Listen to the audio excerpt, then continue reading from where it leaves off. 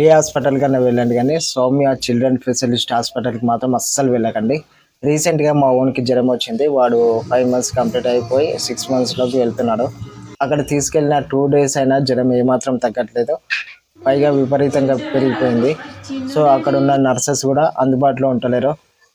రాత్రి 11 కాగానే 7 ఆడ వండుకుంటున్నారు. జనరల్ వార్డ్ అయితే 2000 రూపీస్, మామూలుగా సపరేట్ కావాలంటే 3000, ఏసీ రూమ్ కావాలంటే 3500 రూపీస్. డాక్టర్ ఫీజు వచ్చేసి 1000 రూపాయలు. ఆ డాక్టర్ వచ్చి 30 seconds కూడా పేషెంట్ దగ్గర ఉండడు, రిపోర్ట్స్ చూసి వెళ్ళిపోతాడు. పిల్లల కోసం ఎంతైనా ఖర్చు పెడతాం కాబట్టి దానినే వాళ్ళు క్యాష్ గా చేసుకున్నారు. ఇంకా చాలా వీక్ అయిపోతుంది వాడు. వాళ్ళకి కనీసం గ్లూకోజ్ పెట్టడానికి వస్తలేదు, ఇంజెక్షన్ చేయడానికి వస్తలేదు.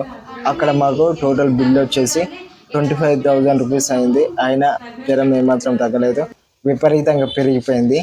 So Soumya hospital children specialist review చూస్తే చాలా ఘోరంగా ఉంది. ఇంతకుముందు ఆ హాస్పిటల్ పైన చాలా కేసెస్ ఉన్నాయి. ముఖ్యంగా ఒక చిన్న పాపని 10 లక్షల రూపాయలు ఖర్చు చేయించి చివరికి ఆ పాపను చంపేసిండ్రట. ఇంకొక విషయం ఏంటంటే ఆ పాప చనిపోయిన తర్వాత కూడా ఒక రోజు మొత్తం వైద్యం చేస్తున్నట్లు నటించి ఇంకా డబ్బులు గుంజే ప్రయత్నం చేసిండ్రంట. ఇలాంటి రివ్యూ ఆ హాస్పిటల్ పైన ఉంది. సో అక్కడ నుంచి మేము భయపడి ఆ హాస్పిటల్ నుంచి వేరే హాస్పిటల్కి షిఫ్ట్ కావడం జరిగింది.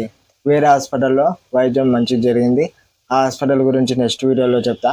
అప్పటి వరకు మన ఛానల్ని సబ్స్క్రైబ్ చేసుకొని పెట్టుకోండి. ఉంటా, బాయ్.